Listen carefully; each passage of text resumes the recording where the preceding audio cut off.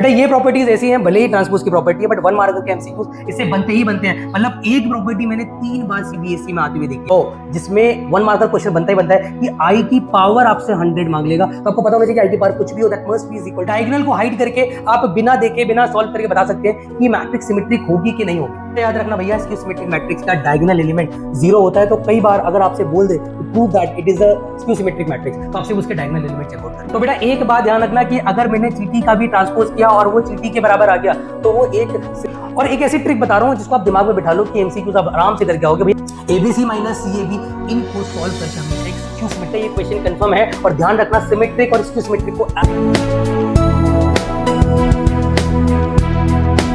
तो hello my all dear student, I hope आप सब बढ़िया होंगे, जबरदस्त होंगे और अपने हाफ ईयरली की प्रिपरेशन को अब बूस्ट तो कर चुके होंगे, क्योंकि हमारी चल रही है हाफ ईयरली की बूस्टर सीरीज और आपने अब तक लिख लिया 2 लेक्चर्स। आपके दोनों चैप्टर्स बेटा स्ट्रांग हो चुके हैं। आज मैं लेकर आया हूं आपके लिए one shot lecture of matrix. देखो स्टार्टिंग में हम बात करने वाले हैं कि मैट्रिक्स अलजेब्रा होता क्या है। मैं एक एक चीज आपको डिटेल में कराऊंगा, इंपॉर्टेंट क्वेश्चंस कवर करेंगे, कोई भी कॉन्सेप्ट को हम छोड़ेंगे नहीं। ज्यादा हीरो मत बनना कि नहीं सर मैट्रिक्स में इतनी बेसिक चीजें मत कराओ। भाई वन शॉट है, we have to cover each and everything.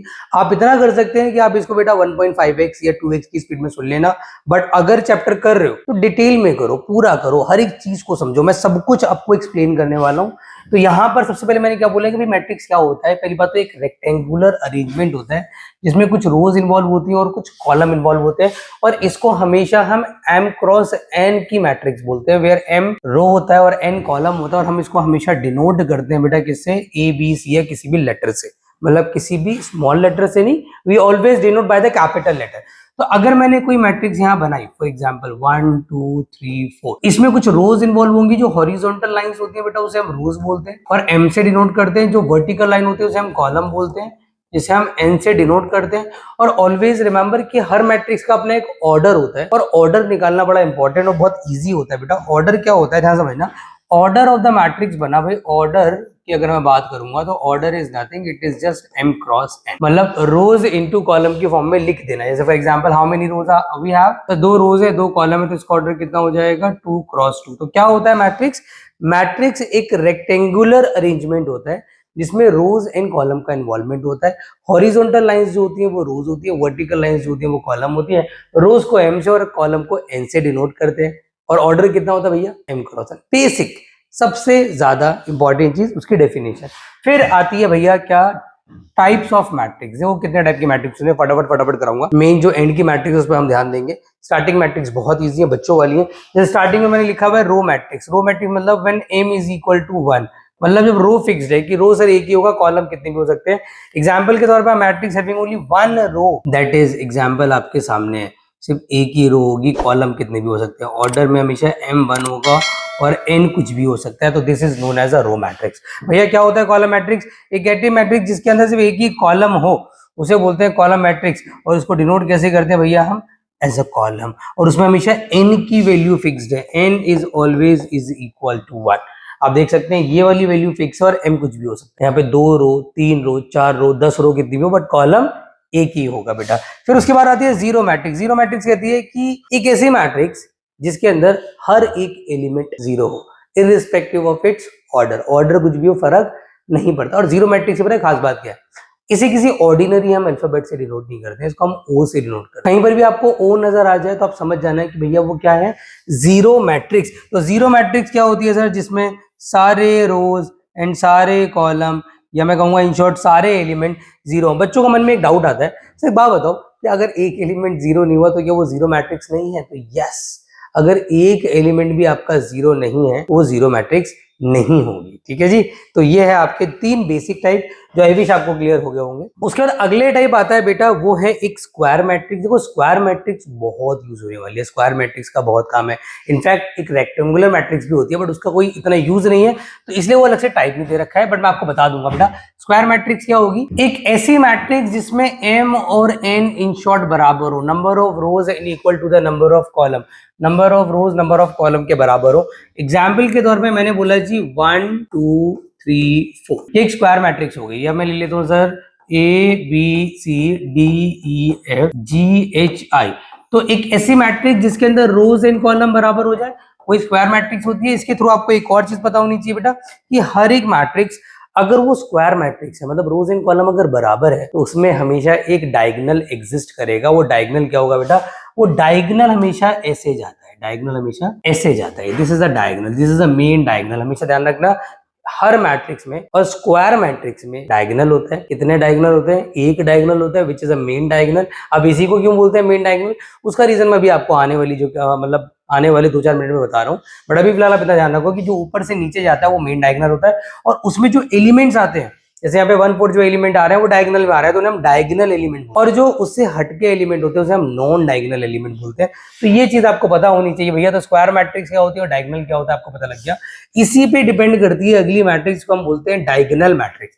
अब ये मैट्रिक्स क्या बोलती है? एक डायगोनल मैट्रिक्स का हम नाम डायगोनल जब रखेंगे जब इसके नॉन डायगोनल एलिमेंट्स 0 होने चाहिए, सारे के सारे नॉन डायगोनल 0 होने चाहिए, एंड डायगोनल एलिमेंट्स में और may not be 0 but unequal. मतलब 0 हो भी सकते हैं, नहीं भी हो सकते, बट ज्यादातर 0 मैं बोलूंगा कि नहीं मानते हैं। एक आधा एलिमेंट 0 तो एक अलग बात है, बट वो अनइक्वल होने बहुत जरूरी, वो इक्वल नहीं हो सकते। तो एक ऐसी मैट्रिक्स, एक बात तो वो स्क्वायर होनी चाहिए, उसके जो डायगोनल एलिमेंट है they must be different. Like यहाँ पे अगर √2 है, यहाँ पे फॉर एग्जांपल 2 है और यहाँ पे 3 है, तो they must be different and they must be non zero हो तो बेटर है बेटा।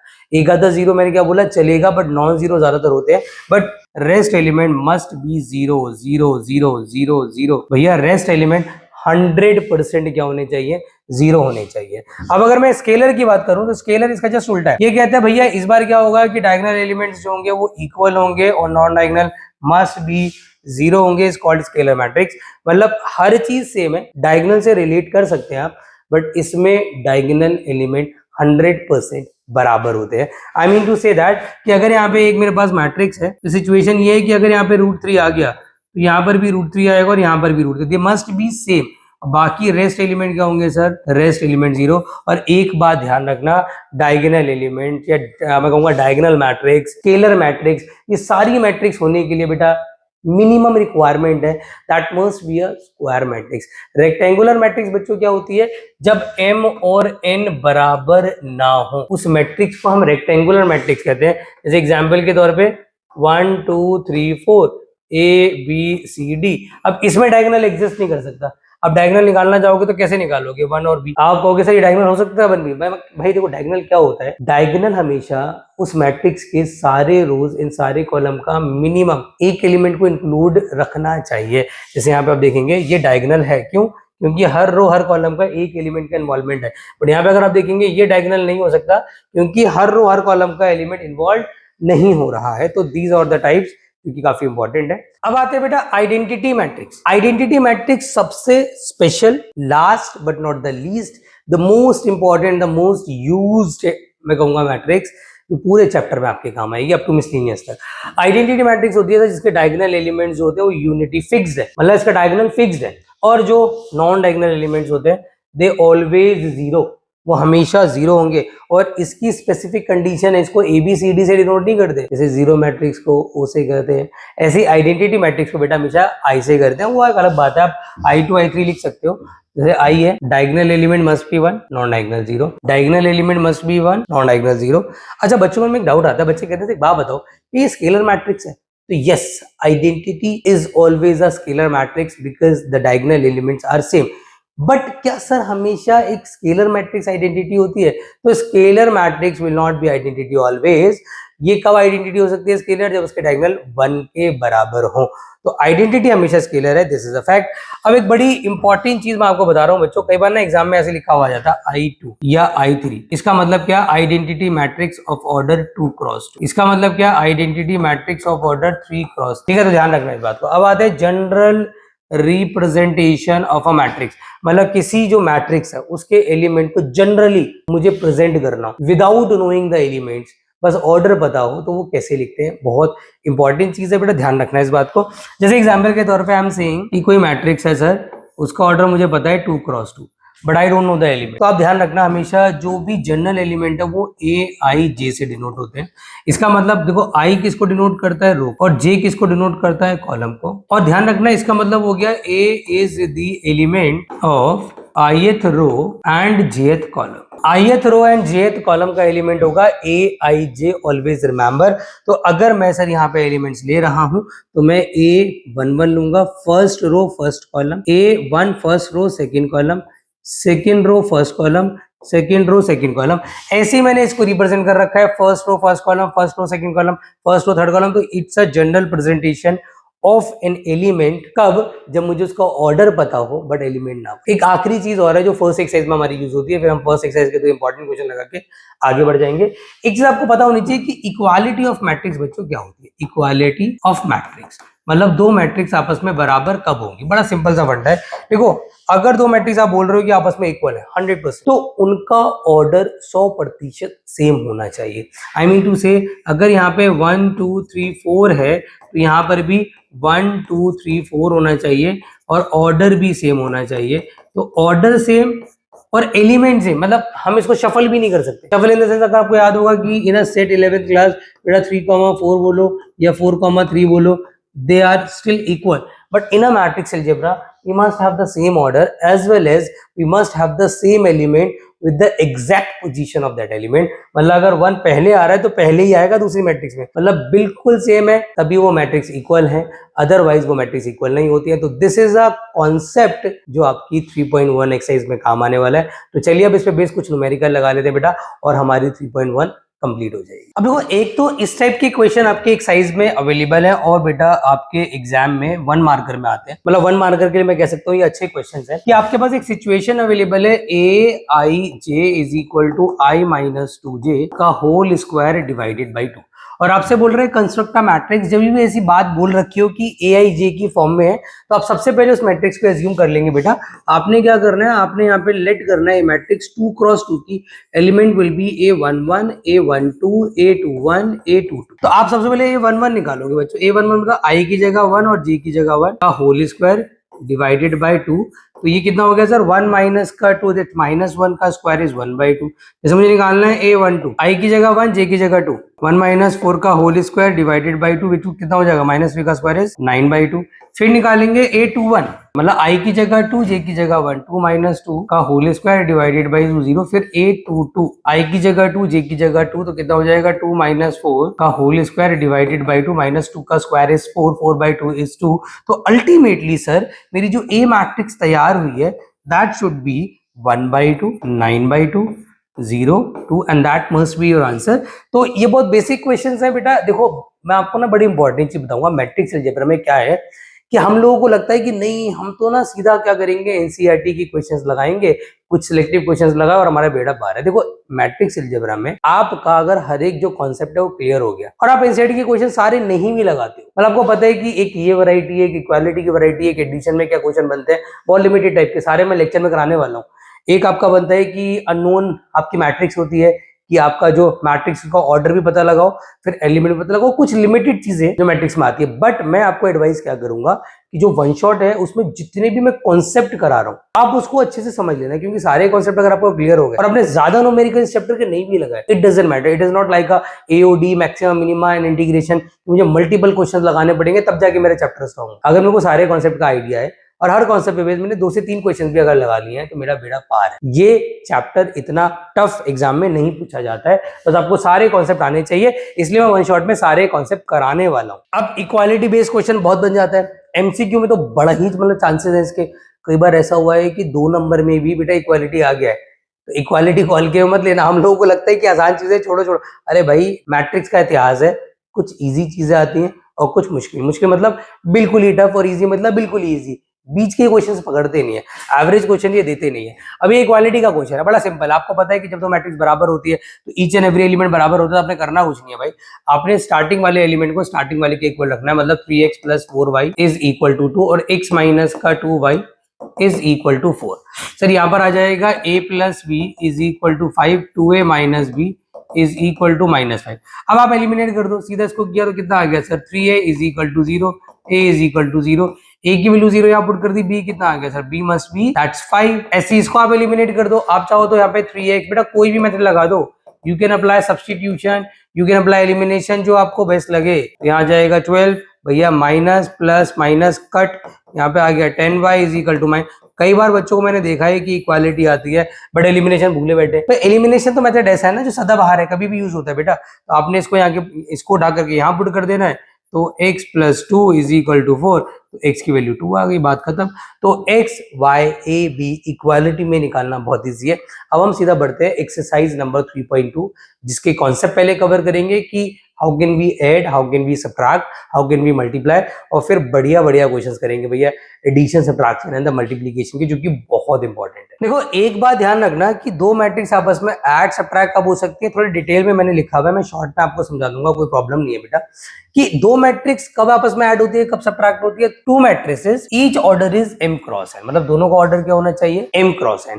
इनफैक्ट जो a + b है उसका ऑर्डर भी क्या आएगा फिर, m क्रॉस n। और ये आता कैसे है, is obtaining by adding the corresponding element of a and b।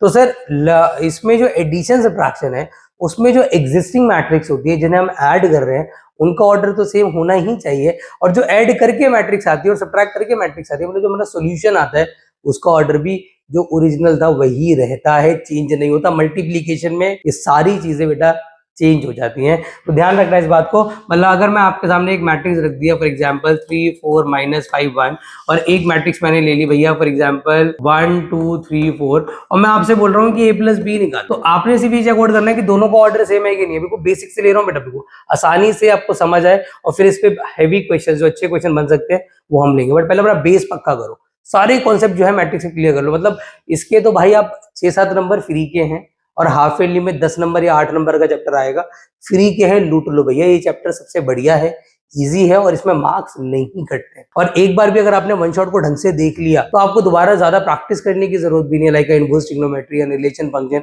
इसमें ज्यादा प्रैक्टिस आपको नहीं करनी पड़ेगी। तो आपसे मैंने क्या बोला कि कॉरेस्पॉन्डिंग एलिमेंट ऐड होता है, मतलब फर्स्ट में ऐड होगा, सेकंड में ऐड होगा, थर्ड में ऐड होगा, फोर्थ में ऐड होगा, बात खत्म।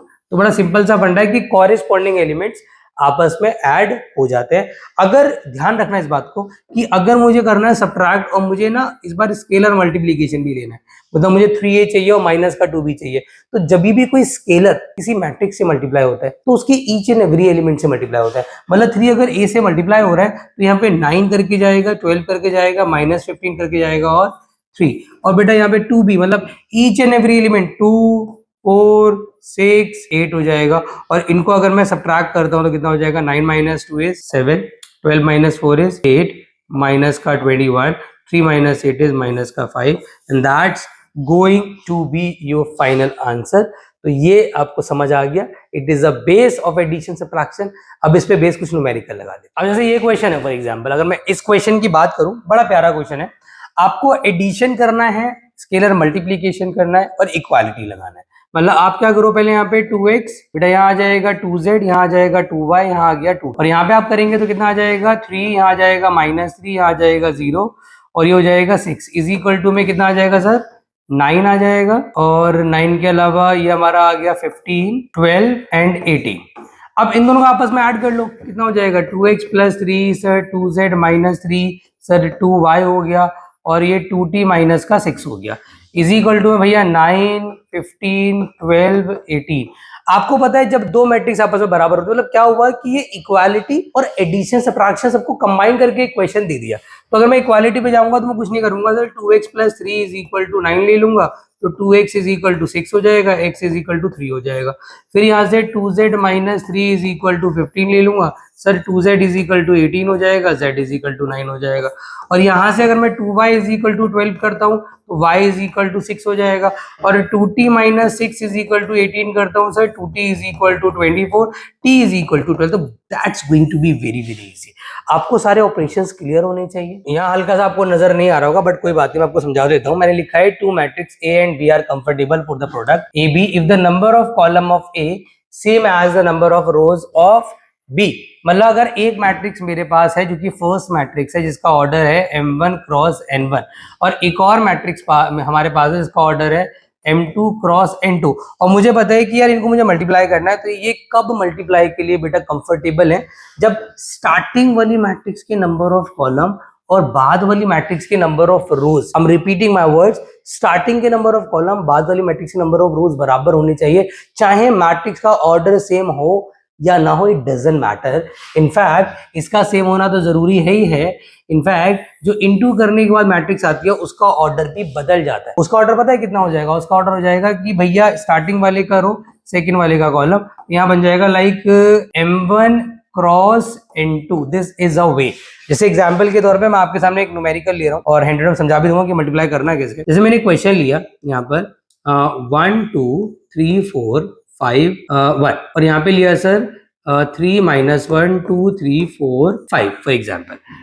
अब मैं क्या कर रहा हूँ सर, मैं इसका ऑर्डर लिखूंगा, ये कितना है 3 क्रॉस 2। सर इसका ऑर्डर लिखा, कितना हो गया 2 क्रॉस 3। सर ये चीज सेम है क्या? 100% सेम। तो अगर स्टार्टिंग वाली मैट्रिक्स के नंबर ऑफ, आप देख सकते हैं नंबर ऑफ कॉलम 2 हैं, नंबर ऑफ रोज 2 हैं, अगर ये बराबर है तो it is comfortable in multiplication. और ध्यान रखना मल्टीप्लीकेशन का एक बड़ा सिंपल सा मंत्र है भैया, रोज into column। दिमाग में बिठा लो, rows can't be multiply by rows, column can't be multiply by column, always rows will multiply by column. ये थोड़ा तेज बोल दिया है, स्लो मोशन में देख लेना, बट आपके समझ आ गया होगा कि रोज हमेशा कॉलम से मल्टीप्लाई होती है। कैसे कैसे सर, देखते हैं। मैंने पकड़ा फर्स्ट रो और एक एक करके सारे कॉलम से करूंगा। First row into first column, पहला एलिमेंट पहले से होगा और दूसरा एलिमेंट दूसरे से होगा। मतलब 1 इंटू 3 इज 3 और 2 इंटू -1 इज माइनस का 2, जो साइन है वो रहेगा। फिर first row into second column, पहला एलिमेंट पहले से होगा, दैट शुड बी 2 और सेकंड एलिमेंट सेकंड से होगा, दैट शुड बी 6। फिर first row into the last column, पहला एलिमेंट पहले से होगा 4 और सेकंड एलिमेंट सेकंड से होगा, दैट शुड बी 10। सर सबसे पहले मैंने क्या करा, एक रो को एक एक करके सारे कॉलम से मल्टीप्लाई कर दिया। जैसे ही कॉलम खत्म हो गया, रो को छोड़ दो, फर्स्ट रो को छोड़ दो, अब इसकी कोई जरूरत नहीं है। चलिए अब क्या करेंगे, second row into first column, पहला एलिमेंट पहले से सर 9 हो जाएगा, दूसरा एलिमेंट दूसरे से -1। Second row into second column, पहला पहले से कितना हो जाएगा 10, दूसरा दूसरे से कितना हो जाएगा पॉजिटिव का 3। Second row into third column, पहला पहले से किया दैट्स 20 और सेकेंड से करूंगा दैट्स 5। चलिए सर, तो यहाँ पे अगेन कॉलम्स खत्म, पहली रो छोड़ दी, दूसरी रो छोड़ दी, अब पकड़ लो तीसरी row, third row into first column, पहला एलिमेंट पहले से 15, दूसरा दूसरे से -1। Sir third row into second column, पहला पहले से 10 और दूसरा दूसरे से। बाय डिफॉल्ट एडिशन का साइन आता है, अगर मल्टीप्लाई करके नेगेटिव आ रहा है तो एक अलग बात है, बट बाय डिफॉल्ट हम हमेशा एडिशन लगाते हैं। फिर बेटा इसको लास्ट वाले से करूंगा तो 20 प्लस 5 और जो भी एड सब्ट्रैक्ट करके आएगा वो आप देख लेना। अब ये चेकआउट कर लो कि ऑर्डर जो आ रहा है वो एक्चुअल में वही आ रहा है जो आना चाहिए था। सर ऑर्डर आता है हमेशा स्टार्टिंग वाली मैट्रिक्स के नंबर ऑफ रोज और बाद वाली मैट्रिक्स के नंबर ऑफ कॉलम का कॉम्बिनेशन, और यहाँ के हिसाब से कॉम्बिनेशन बन रहा है 3 क्रॉस 3 और सर यहाँ भी आ रहा है 3 क्रॉस 3, तो एग्जैक्ट वही ऑर्डर आ रहा है जो डिमांड में है। तो भैया ये था मल्टीप्लीकेशन। अब मैं कुछ मल्टीप्लीकेशन की वो क्वेश्चन जो एग्जाम में अक्सर आते रहते हैं वो मैं आपको एक्सप्लेन करने जा रहा हूँ बेटा, और उसके बाद हमें सिमेट्रिक, स्क्यू सिमेट्रिक और कुछ मिसलिनियस के सिलेक्टिव क्वेश्चंस भी लगाने हैं। मतलब आज की क्लास में आपके सारे कॉन्सेप्ट और सारे इंपॉर्टेंट क्वेश्चंस कवर हो जाएंगे, तो वीडियो एंड तक जरूर देखना। देखो एक्चुअल में जो मल्टीप्लीकेशन के क्वेश्चन होते हैं ना बेटा वो इस टाइप के होते हैं, मतलब बड़े सिंपल, आपको मैं कहूंगा कि इतने मुश्किल भी नहीं है बट हल्के से ट्रिकी होते हैं। अब यहाँ पे एक मैट्रिक्स ये, एक मैट्रिक्स ये, एक मैट्रिक्स ये, टोटल मैट्रिक्स है बस 3 मल्टीप्लाई में। अगर 3 मैट्रिक्स मल्टीप्लाई में एक साथ तो 3 कर नहीं सकते, तो आप स्टार्टिंग वाली 2 मैट्रिक्स को ले लो बेटा और उनका ऑर्डर जरूर चेकआउट कर लेना। मतलब यहाँ पे 1 है, x है, 1 है, सर ऑर्डर है 1 इंटू 3 और सर यहाँ पर आ गया 1 3 2 2 5 1 15 3 2, ऑर्डर है 3 क्रॉस 3। सर मुझे पता है कि ये दोनों का सेम होना जरूरी है, मतलब ये मल्टीप्लीकेशन के लिए बिल्कुल कंफर्टेबल है और इनको मैं आखिरी वाली जो कॉलम मैट्रिक्स इग्नोर करूंगा। अब मैं इंटू कैसे करूंगा बच्चों, ध्यान देना, बड़ा सिंपल तरीका भाई। मैंने इंटू करना है, मैं क्या करूंगा first row into first column, मतलब first row into first column में कितना आ गया सर 1, पॉजिटिव का 2x प्लस 15। फिर first row into second column कितना हो जाएगा सर 3, पॉजिटिव का 5x प्लस 3। फिर दिस इंटू दिस करूंगा तो कितना आ जाएगा सर 2, पॉजिटिव का x प्लस 2। चलिए और इंटू में यहाँ पे क्या आएगा sir 1 2x is equal to 0। In fact अगर मैं इसको सिंप्लीफाई करूंगा तो 2x प्लस 16 हो गया सर, 5x प्लस 6 हो गया और x प्लस 4 हो गया। अब जो इसका रिजल्ट आया वो चेकआउट करो, उसका जो ऑर्डर है वो सेम है क्या सर? 1 क्रॉस 3 का ऑर्डर चाहिए था, एक रो और 3 कॉलम, सर बिल्कुल सही आ रहा है। तो इसका ऑर्डर आ रहा है 1 क्रॉस 3 और ये जो मेरे पास मैट्रिक्स बची है इसको मैंने मल्टीप्लाई नहीं किया 1 2x, इसका ऑर्डर है 3 क्रॉस 1। सर ये दोनों सेम होने चाहिए। अरे वाह, बिल्कुल सेम है, मतलब again we have the two matrix which is comfortable in multiplication. तो मल्टीप्लाई करूंगा भाई मैं। अब ध्यान रखना, बच्चा यहाँ ब्लंडर कर देता, वो कहता है अरे सर एक ही एलिमेंट आ रहा है। भाई किसी मल्टीप्लीकेशन में एक एलिमेंट आ सकता है क्या? मतलब अगर आप एक्चुअल में देखेंगे तो जो मैट्रिक्स मल्टीप्लाई करने का बनने वाली है वो बनने वाली है 1 क्रॉस 1, मतलब एक ही रो एक ही कॉलम कुल मिला के एक ही एलिमेंट। अगर ऐसा बन जाए ना बाई चांस, तो आपको छोटी सी एडवाइस कर रहा हूँ, उसमें आप मैट्रिक्स का सिंबल ही हटा देना। मतलब आपने क्या करा, दिस इनटू दिस किया सर, फर्स्ट को फर्स्ट से किया 2x + 16, राइट। सेकेंड एलिमेंट को सेकेंड से किया प्लस के साथ, ध्यान रखना फर्स्ट से सेकेंड से बोलते बीच में बाय डिफॉल्ट प्लस आता है, तो यहाँ पे आएगा 10x + 12। अब इसको इससे करोगे कितना आ जाएगा सर, दैट्स x² + 4x। भैया आखिरी एलिमेंट आखिरी से हुआ, बट यहाँ पे x² हो गया प्लस 4x, और इज इक्वल टू में क्या चल रहा है सर, इज इक्वल टू में एक जीरो मैट्रिक्स है।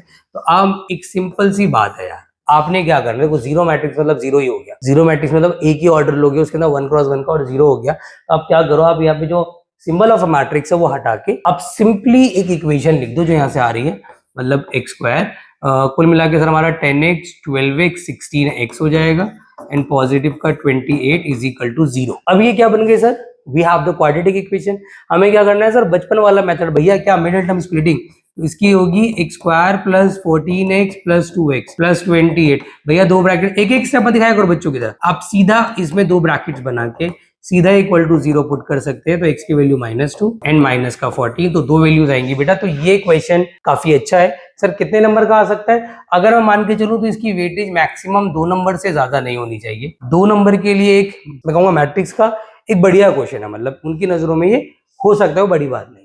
अच्छा, एक बहुत इंपॉर्टेंट चीज मैं आपको बता रहा हूँ कि कभी भी किसी मैट्रिक्स का अगर आप स्क्वायर करते हैं या क्यूब करते हैं या उसकी बार 4 लेते हैं, तो ये मैं समझना कि for example if I have a matrix like 1 2 3 4 और मैं a² निकाल रहा हूँ, बच्चा क्या गलती करता है, अरे सर 1 4 9 16 कैसा है बेटा, अरे सर मैंने क्या करा, ईच एंड एवरी एलिमेंट का स्क्वायर कर दिया। भैया ऐसा नहीं होता। अगर आपने किसी मैट्रिक्स का स्क्वायर निकालना है, ऑलवेज रिमेंबर कि a² निकालने का सिंपल तरीका है a इंटू ए करना। अगर a का क्यूब निकालना है तो a² इंटू ए करना। अगर a की पावर 4 निकालना है तो a² निकल ही चुका, उसको दोबारा a² से। तो ये कुछ रिजल्ट है, आपको ध्यान में रखने हैं। और इस टाइप की इक्वेशंस अब तक सबसे ज्यादा सीबीएसई में रिपीट हुए हैं, जिसमें इक्वेशन सॉल्व करने के लिए बोलता है और बोलता है इक्वल टू 0 प्रूव करो। जैसे आपको fx जो दिया है बच्चों, अब काफी बच्चे इसमें भी कंफ्यूज होते हैं, आपको fx दिया है और यहाँ पर दे रखा है सर x² माइनस का 5x प्लस का 3, राइट। और आपसे बोल रहे हैं कि f ऑफ a को इक्वल टू 0 प्रूव करो। तो पहली बात तो f ऑफ a आपको निकालना आना चाहिए। अब आपने बचपन से सीखा हुआ है कि हम क्या करते हैं सर, हम fx में अगर x को रिप्लेस करते हैं तो जहां जहां x है उसकी जगह a आ जाएगा। इट मीन सर यहाँ पे a² आ जाएगा, यहाँ पे माइनस का 5a आ जाएगा। अब बच्चा क्या गलती करता है, अरे सर 7 क्या करें, 7 ऐसे ही रहेगा। तो अब एक बात बताओ, क्या आपने कभी देखा है कि किसी मैट्रिक्स में किसी कांस्टेंट को ऐड कर दूं? मतलब आप खुद इमेजिन करो, क्या मैं इसके अंदर 4 ऐड करना चाहूँ, is it possible we can add a normal constant with a matrix? Sir it is impossible. जब ऐसा नहीं हो सकता, आपको पता है यहाँ पे मैट्रिक्स की जगह आपका यहाँ पे कांस्टेंट आ गया है, तो ऐसी सिचुएशन में आप उस कांस्टेंट को आई दे देते हो। I is always a identity matrix. तो इन शॉर्ट आपको f ऑफ a को 0 करना है। इसका मतलब ये हो गया आपको, और ये क्वेश्चन डायरेक्ट भी कई बार आता है कि आपको ये पूरी सिचुएशन ही दे देगा और आपसे बोलेगा जी इक्वल टू 0 प्रूव करो। बट हमेशा आता 3 क्रॉस 3 का है, ज्यादातर, नॉट ऑलवेज। मेरे को थोड़ा सा आलस आ रहा है इसलिए मैंने 3 क्रॉस 3 का लिया है, यहाँ पे लिया नहीं है। इसका मतलब ये बिल्कुल नहीं है कि बेटा 3 क्रॉस 3 इससे अलग होने वाला है। जो अप्रोच 2 क्रॉस 2 में लगेगी, बस कैलकुलेशन वहां बढ़ जाएगी, मेहनत थोड़ी सी ज्यादा हो जाएगी, बट अप्रोच इज 100% सेम। मतलब आप सबसे पहले क्या करो, मेरी बात समझना भाई। सबसे पहले आप निकालोगे a², और आपको पता है a² निकालने का तरीका सर a इंटू ए, मतलब 3 1 -1 2 3 1 -1 2। आपने इंटू किया, first row into first column, पहला एलिमेंट पहले से, दूसरा दूसरे से, फर्स्ट रो सेकंड कॉलम, पहला पहले से, दूसरा दूसरे से, second row first column -3 -2 -1 +4। Sir कुल मिला के मेरा a² आ रहा है 8 5 -5 3, a² मिल गया। अब हैंड टू हैंड में मुझे क्या चाहिए, मुझे a² चाहिए 5a, 5 इंटू ए भी निकाल लो भाई। 5 इंटू ए मतलब ईच एंड एवरी एलिमेंट को 5 से मल्टीप्लाई कर दो, 15 5 -5 10। और क्या चाहिए, और चाहिए 7 का i, 7 i मतलब क्या आ जाएगा 7007। आप क्या करें, सिचुएशन को लिख के बेटा a² -5a + 7i, सारी वैल्यूज लिख दो भाई। a² आपने कितना निकाला हुआ बेटा 8 5 -5 3, बड़ो हैंड राइटिंग खराब है, ये 5 है, और सर ये आ जाएगा 15 5 -5 एंड 10 और यहाँ आ जाएगा सर 7007। बच्चा क्या गलती करता है, वो एक ही बार में सब्ट्रैक्ट करने की कोशिश करता है। भाई एक बार में मत करो मेरे भोले भाले बच्चों, आप सिंपली पहले इन दोनों को सब्ट्रैक्ट करो। कितना आएगा -700 माइनस का 7, फिर कितना आएगा 7007। Sir each and every element को ऐड कर लेते हैं। -7 + 7 कितना हो जाएगा, दैट शुड बी 0000। तो सर a² माइनस का 5a प्लस का 7i that must be is equal to 0, hence proved. तो ये क्वेश्चंस एग्जाम में बहुत बार आए हैं, आते रहेंगे। अगर ये बेटा आपका ऑर्डर 2x2 का आया तो 3 नंबर का तो कंफर्म्ड है, और ऑर्डर अगर 3x3 आ गया तो कई बार ये 5 नंबर में भी आ जाता है। और ये मैं समझना है कि 5 नंबर में कभी नहीं आया, सीबीएसई के इतिहास में 6 नंबर का भी आया हुआ है। अभी मैं वीडियो के एंड में आपको वो क्वेश्चन दिखाऊंगा जो रिप्लेस करके आया था, मतलब 4.5 एक्सरसाइज है आपके डिटर्मिनेंट की, बहुत इंपॉर्टेंट है। उसके साथ और में 6 नंबर में मैट्रिक्स अलजेब्रा का बड़ा बेसिक सा क्वेश्चन आया था। तो this is a very important concept, I wish आपको क्लियर हो गया होगा। अब मैं आपको बहुत इंपॉर्टेंट क्वेश्चन कराने जा रहा हूँ एनसीईआरटी का। देखो ये क्वेश्चन एनसीईआरटी से रिलेटेड है बट एग्जैक्ट एनसीईआरटी का नहीं है। अगर आप एक्सरसाइज नंबर 3.2 में जाएंगे तो 3.2 में आपको question number 13 same as it is ऐसा नजर आ जाएगा। इसकी अप्रोच और उसकी अप्रोच 100% सेम है, बट अगेन स्मार्ट कट, ये 2x2 का ऑर्डर है, वो 3x3 का ऑर्डर, बस इतना ही फर्क है, इतना ही फर्क है, और बिल्कुल 100% सेम अप्रोच लगेगी। भाई देखो ए अल्फा का मतलब ये है कि जहां जहां पे कॉस साइन है वहां पे अल्फा लगा हुआ है, इसलिए सिंपल सी बात है यहाँ पे ए बीटा आएगा। बेटा मैंने गलती से यहाँ पे ए अल्फा इंटू ए बीटा को ए अल्फा प्लस बीटा प्रूव करना है। तो एक ना आप एक काम करो, अब स्टार्टिंग में ना यहाँ पे पहले ए अल्फा प्लस बीटा निकालो, मतलब पहले आप RHS निकालो जो कि है ए अल्फा प्लस बीटा। और आपको पता है ए अल्फा प्लस बीटा का मतलब क्या हुआ, जहां जहां अल्फा है we have to replace by alpha plus beta, sine alpha plus beta. यहाँ पर आ जाएगा sir minus sign alpha plus beta, और यहाँ जाएगा कॉस अल्फा प्लस। बढ़िया सर, अब मुझे क्या करना है, ए अल्फा मेरे पास ऑलरेडी है, मुझे ए बीटा निकालना है, फिर ए अल्फा को ए बीटा से मल्टीप्लाई करना है। मतलब what I am gonna do, भैया ए बीटा निकालूंगा। ए बीटा कैसे निकालूंगा, रिप्लेस ऑल अल्फाज विद बीटा। तो यहाँ जाएगा कॉस बीटा, ये हो जाएगा साइन बीटा, यहाँ जाएगा माइनस का साइन बीटा, और ये हो जाएगा कॉस बीटा। अब मैं निकालूंगा A alpha into A beta. A alpha कितना है मेरे पास, cos alpha sin alpha minus sign alpha cos alpha, into भाई cos beta sin beta minus sin beta cos beta. अब हम क्या करेंगे, सिंपली मल्टीप्लाई करेंगे बच्चों। कैसे, रोज इंटू कॉलम, मल्टीप्लिकेशन का बड़ा प्यारा क्वेश्चन है। अब ध्यान दो भाई, आपने ए अल्फा ए बीटा किया तो इसको इससे मल्टीप्लाई करो, first row into first column, पहला एलिमेंट पहले से करो, कितना आ जाएगा कॉस अल्फा कॉस बीटा। बेटा दूसरा एलिमेंट दूसरे से करो, कितना आ जाएगा माइनस का साइन अल्फा साइन बीटा। चलिए सर अब लेते हैं first row into second column, पहला पहले से करेंगे तो कॉस अल्फा साइन बीटा आ जाएगा, फिर सेकंड से करेंगे तो साइन अल्फा कॉस बीटा आ जाएगा। Now sir second row into first column, पहला पहले से किया माइनस का साइन अल्फा कॉस बीटा, और दूसरा दूसरे से किया माइनस का कॉस अल्फा साइन बीटा। चलिए now second row into second column, पहला पहले से किया माइनस का sign alpha sign beta, sir positive का cos alpha cos beta. Sir यहाँ पे आइडेंटिटीज, अब देखो ट्रिग्नोमेट्री अगर आपको याद है और इनवर्स ट्रिग्नोमेट्री का आपने मेरा लेक्चर ढंग से देखा है तो आपको सारी आइडेंटिटीज 100% याद होंगी।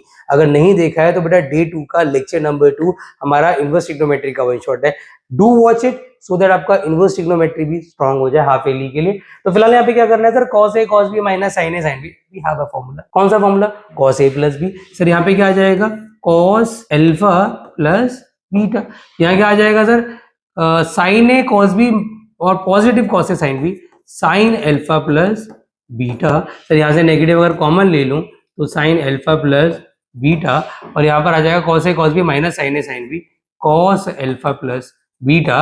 अगर आप ऑब्जर्व करें तो आपको समझ आएगा, अरे सर जो आपने अल्फा प्लस बीटा स्टार्टिंग में निकाला था और जो हमारा ए अल्फा इंटू ए बीटा करके आ रहा है दैट्स 100% सेम। और ऐसा ही क्वेश्चन 13 है आपके एनसीईआरटी का, बड़ा प्यारा बड़ा इंपॉर्टेंट क्वेश्चन है। एक 13 एक 18, 13 सिमिलर है, 18 में अब कराने जा रहा हूं तुम्हें, वो भी जरूर देख लेना बेटा, वो भी बहुत अच्छा क्वेश्चन है। तो A alpha into A beta, is equal to A alpha plus beta हो गया, हेंस प्रूफ। ध्यान रखना इस बात को, क्लियर हो गया होगा आपको। अब बढ़ते बेटा अगले क्वेश्चन की तरफ। अब देखो ये क्वेश्चन जो है बेटा, ये आपका क्वेश्चन नंबर 18 है। आपको दे रखा है 10 alpha by 2 minus 10 alpha by 2।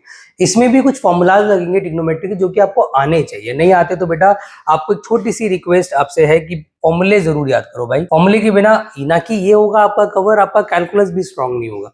देखो आपको ना सबसे पहले i प्लस ए निकालना है और उसको इसके इक्वल प्रूव करना है। एक काम करते हैं, सबसे पहले हम ना लेफ्ट हैंड साइड ही निकाल लेते हैं।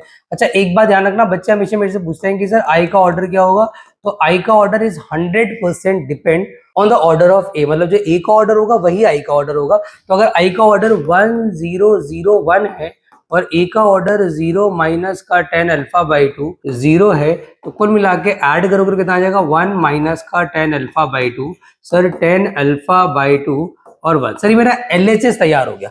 मतलब मुझे मेरा जो एम है, जो टारगेट है, जो गोल है, जैसे कि इस वन शॉट के थ्रू हमारा गोल क्या है कि मिनिमम 65 प्लस हमें आउट ऑफ 80 लाना है, मिनिमम 85 प्लस अब आउट ऑफ 100 लाना है, जो कि बहुत इजीली अचीवेबल है अगर आप सारे वन शॉट लेक्चर को अच्छे से देख लेते हो तो ऐसे ही यहाँ पे हमें एक गोल मिल गया है कि हमें ये लाना है। सर अब हम क्या करेंगे सर, सबसे पहले सॉल्व करेंगे राइट हैंड साइड। आई माइनस ए लिया, cos alpha minus sine alpha.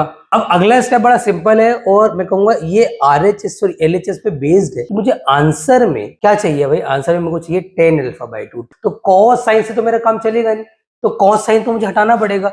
और एक काम करते हैं सर, आई माइनस से अलग से निकालने की जरूरत नहीं है sir. It's very very important कि मैं यहीं से सबट्रैक्ट कर दूं, तो ये 1 हो जाएगा, ये नेगेटिव का बन जाएगा, ये पॉजिटिव का बन जाएगा, बिकॉज ऑफ 1 में से कुछ उल्टा तो नहीं कर दिया, ये पॉजिटिव बन जाएगा बल्कि ये नेगेटिव बन जाएगा। अब सही है, और यहाँ 1 रहेगा।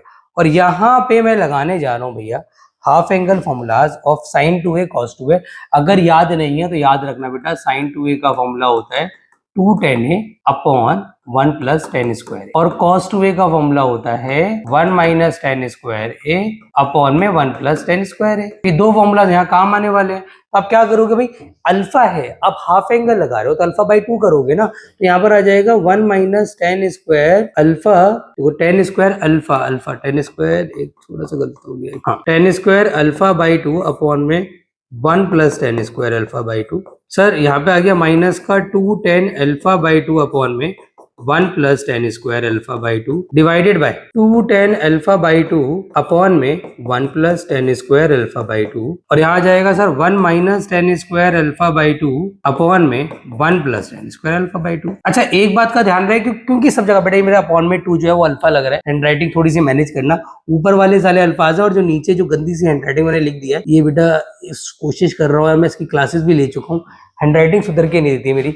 आप बताना मेरी हैंड राइटिंग खराब है बेटा, कुछ इंप्रूवमेंट की वीडियो में तो आप बता नहीं रहे कि सजेशन क्या है, बट हैंड राइटिंग के लिए क्या सजेशन है, या अगर किसी की हैंड राइटिंग अच्छी हुई तो कैसी हुई है, प्लीज बेटा मुझे सजेस्ट करना। चलिए अब यहाँ पर क्या करना है, सुनो मेरी बात यार सर, क्योंकि मुझे दिख रहा है इतना हौच पौच हो गया है, और अगर मैं इसको मल्टीप्लाई करने बैठ गया तो सर और हौच पौच हो जाएगा।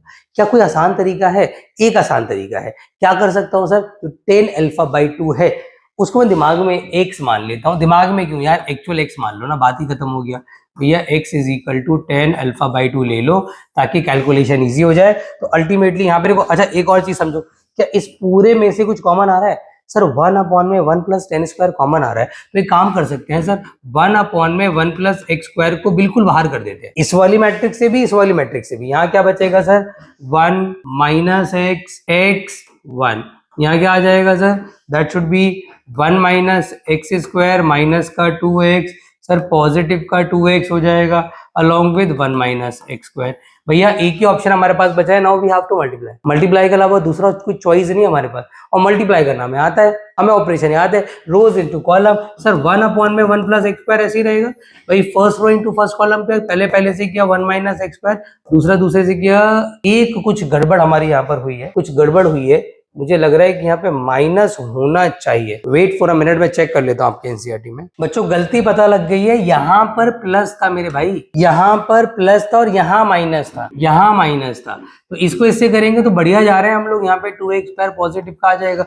इसको इससे करते हैं सर, माइनस का 2x आ जाएगा, x को इससे किया तो पॉजिटिव का x minus x cube. Second row into first column sir, minus x plus x cube plus का 2x, second row into second column sir 2x square plus 1 minus का x square. तो 1 upon में 1 plus x square हो जाएगा भैया, इन दोनों को add करूंगा तो 1 प्लस एक्स स्क्वायर हो जाएगा, इन दोनों को सब्ट्रैक्ट कर लो, माइनस एक्स और माइनस एक्स का एक्स कॉमन ले लो तो 1 प्लस एक्स स्क्वायर हो जाएगा। फिर 2x में से x माइनस करा तो बचा x, और उस x को मैंने निकाल लिया बाहर, यहाँ आ गया 1 plus x square. Sir 2x square में से x स्क्वायर गया तो कितना आ गया 1 प्लस एक्स स्क्वायर। कहीं ना कहीं मेरे पास एक सिचुएशन नजर आ रही है कि मैट्रिक्स में से स्केलर मल्टीप्लीकेशन हो सकता है, वैसे कॉमन भी आ सकता है। और यहाँ से कॉमन क्या आ रहा है बच्चों, यहाँ से कॉमन आ रहा है 1 plus x square upon 1 plus x square.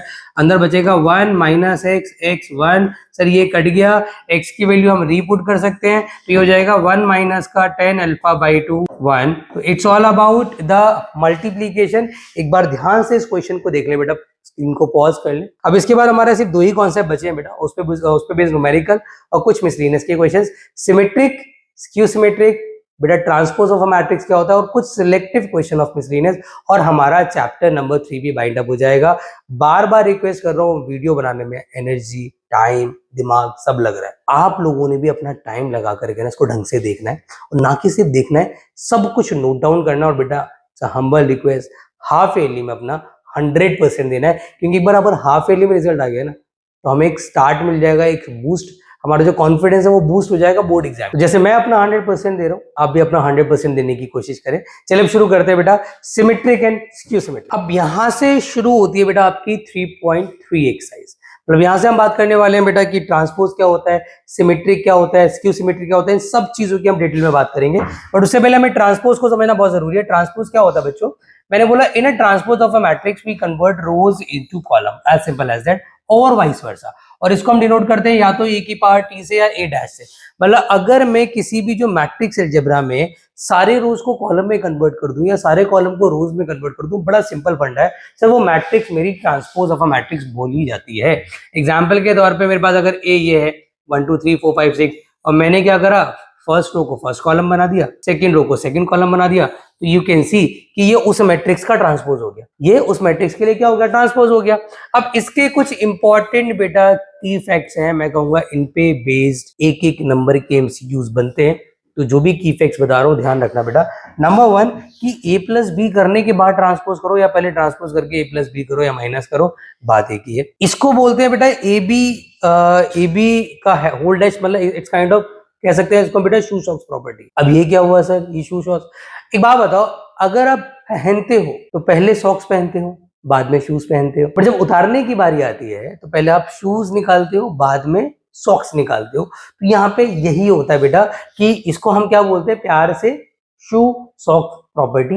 But actual name नहीं है ये खाली समझने के लिए है कि अगर मल्टीप्लाई होगा तो शू सॉक्स प्रॉपर्टी लगेगी। मतलब अगर ए बी का होल डैश है उसे हम बी डैश ए डैश उल्टा करेंगे। इनफैक्ट अगर यहाँ पे ए बी सी है तब भी उल्टा करेंगे। मतलब मल्टीप्लीकेशन में अगर ट्रांसपोज है और आप ट्रांसपोज को अगर सेपरेट कर रहे हो तो आपको रिवर्स ऑर्डर में लिखना पड़ेगा। अच्छा, किसी कांस्टेंट से इंटू करने के बाद ट्रांसपोज करो, या आप पहले आप ट्रांसपोज कर लो बाद में आप उस किसी कांस्टेंट से मल्टीप्लाई करो, बात एक ही है बेटा। ए के ट्रांसपोज का ट्रांसपोज हमेशा ए के बराबर होता है। अच्छा, आई इंटू ए बोलो या ए इंटू आई बोलो, देखो आइडेंटिटी मैट्रिक्स एक ऐसी मैट्रिक्स है जो किसी मैट्रिक्स की आइडेंटिटी को लूज नहीं होने देती। मतलब ए को आप आई से कर लो या आई को आप ए से कर लो, आता आपका ए है, आई से कोई इंपैक्ट नहीं पड़ता उसके ऊपर, तो दिस इज 100% इक्वल टू ए। अच्छा, आई का ट्रांसपोज जो है, मतलब आई का अगर आप ट्रांसपोज निकालते हैं तो हमेशा आई के बराबर होता है, तो निकालो नहीं निकालो इट डजंट मैटर, राइट। और बेटा आई की स्क्वायर हो, आई की पावर 3 हो, आई की पावर 100 हो, आई की पावर n हो, दैट्स ऑलवेज। तो ये कुछ इंपॉर्टेंट रिजल्ट है कि आई की पावर कुछ भी हो सकता, इट डजंट मैटर, वो हमेशा आई के बराबर ही आता है। अब इस पे बेस जैसे मैं एक न्यूमेरिकल ले लेता हूँ आप लोगों के सामने, प्रूविंग के लिए क्वेश्चन कैसे आ सकता है कि आपसे बोल दे प्रूव दैट ए बी का whole dash is equal to B dash A dash, और आपको ए दे रखा बच्चों फॉर एग्जाम्पल 1 2 3, और बी दे रखा फॉर एग्जाम्पल -2 3 -3 -1। अब सबसे पहले फॉर एग्जाम्पल आप ए बी निकाल लो, आपको पता है first row first column -2 -3 -1, second row first column -4 -6 -2, बेटा third row first column -6 -9 and minus का 3, और फिर आपने ए बी का यहाँ से होल डैश निकाल दिया, तो first row will become first column, second row will become second column, third row will become third column. You can observe कि सर ए बी का होल डैश करने पे सारे रोज जो है वो कॉलम में कन्वर्ट हो जा रहे हैं।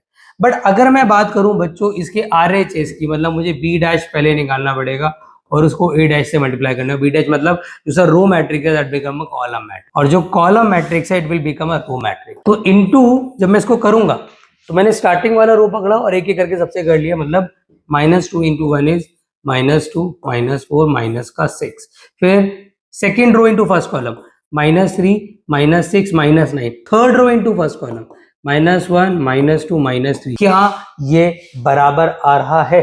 100%। तो जो प्रॉपर्टीज यहाँ लिखी गई हैं, दीज आर लॉज, ये कभी गलत नहीं होते भाई, ये 100% इक्वल आएंगे। अगर आपके इक्वल नहीं आ रहे, इट मींस आप गलती कर रहे हो, लॉज गलत नहीं है। अब इस पे बेस एक न्यूमेरिकल, काफी अच्छा न्यूमेरिकल, जो अक्सर मैंने सीबीएसई में आते हुए देखा है, हम उसकी बात कर लेते हैं। देखो ये बड़ा अच्छा न्यूमेरिकल है बच्चों, और आपकी एनसीईआरटी की मिसलेनियस में भी अवेलेबल है कि A dash into A is equal to I3 दे रखा है। आपको पता है यार I3 का मतलब क्या होता है? It's an identity matrix of order 3x3। तो आप क्या करोगे भाई, सबसे पहले आप ए का ट्रांसपोज निकाल ही लो। ए का ट्रांसपोज मतलब first row will become first column, second row will become second column and third row will become third column. और आपने ए डैश को मल्टीप्लाई करना है ए से, सर मतलब 0x(x) 2y y minus y, और ये किसके बराबर होना चाहिए बच्चों? ये I के बराबर होना चाहिए। अच्छा, मैं यहाँ पे तुम्हें एक हल्का सा शॉर्टकट बताऊंगा। एग्जाम में अगर आपके पास समय कम हो तो आप ये शॉर्टकट लगा सकते हैं। ध्यान रखना, समय कम हो तो, अगर समय की कोई कमी नहीं है और आपको पूरा पेपर आता है तो ऑब्वियसली बात आपके पास समय होगा, तो आप शॉर्टकट मत लगाना। अगर एग्जाम में समय कम हो तो आप लगा सकते हैं भाई।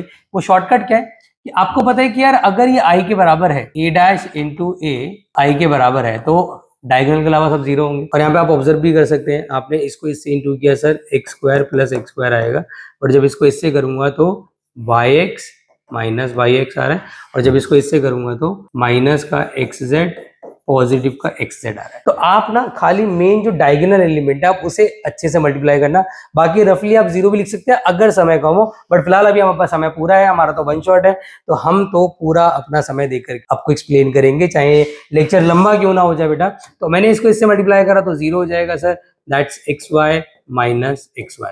इसको इससे किया तो sir 4y² plus y² plus y²। इसको इससे किया तो क्या हो जाएगा sir, 2yz minus yz minus yz। इसको इससे किया कितना आ गया सर, 0 माइनस का xz पॉजिटिव का xz, इंटू किया 2yz माइनस का yz माइनस का yz, इंटू किया सर z²। कुल मिला के बच्चों सिचुएशन आ जाएगी 2x²। अब लिख दो आप अंदर, अब मत करना कैलकुलेशन, अब आप सीधा लिख दो यहाँ पे 6y² 0 0 0 3z²। और आपको पता है कि a dash into A is equal to I दे रखा है, मतलब sir 2x² 0 0 0 6y² 0 0 0 3z² is equal to 1 0 0 0 1 0 0 0 1। तो अल्टीमेटली मुझे पता है जब दो मैट्रिक्स बराबर होते हैं, बेसिक कॉन्सेप्ट इस क्लास की बिगिनिंग, तो भैया ईच एंड एवरी एलिमेंट बराबर होता है। तो मेरे भोले भाले बच्चों, आप 2x² इज इक्वल टू 1 कर दोगे, x की वैल्यू सर प्लस माइनस 1/√2 आ जाएगी।